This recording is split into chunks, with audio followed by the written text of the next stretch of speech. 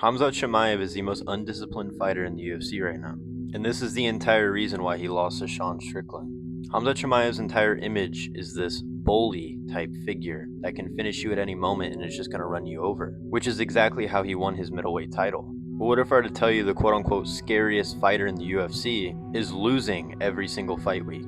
Bad weight cuts and weight misses have plagued Khamzat Chimaev for his entire UFC career. His fight against Strickland, his fight against Duplessis, and probably the greatest example is his fight against Nate Diaz, or what would have been his fight against Nate Diaz. And because Khamzat Chimaev is the least disciplined fighter in the UFC, he missed weight on what would have been a easy matchup for him, or what he would have thought would have been an easy matchup. Now to cut him some slack, this was down at welterweight. He was a giant welterweight, but this is also happening at middleweight multiple times. He keeps underestimating his opponents, not putting his full focus in, and he's missing weight or having horrible weight cuts. And while most of the blame does fall on Khamzat Chimaev, you can't leave out the team that he surrounds himself with either.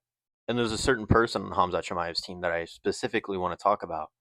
This guy right here. Khamzat Chimaev's team hold him up to Arman Tsarukyan level standards when he isn't half the athlete that Arman Tsarukyan is. Arman Tsarukyan is a naturally gifted athlete. He can do whatever he wants in his free time and still come back and fight some of the best in the world. Arman Tsarukyan can go on these benders of eating insane amounts of food, hanging out with Nina Drama, talking to Aiden Ross, and still come back and win fights. Best example for this is Dan Hooker.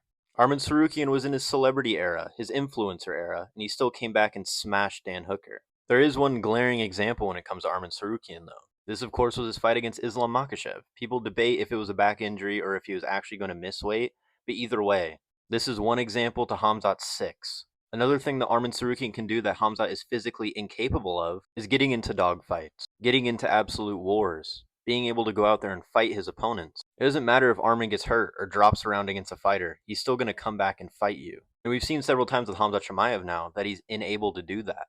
Gilbert Burns was giving this guy real problems on the feet. A fight where Khamzat looked horrible. While he was still able to squeak out a win, this isn't a good look for him.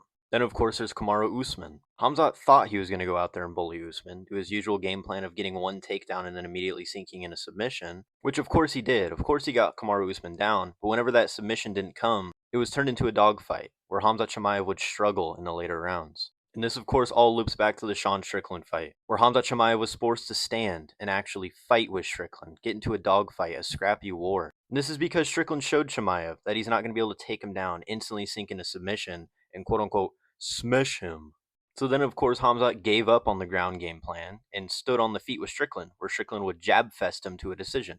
Khamzat showed no urgency in this fight. He didn't look like he wanted to win. But with all that being said, there still is a light at the end of the tunnel for Khamzat.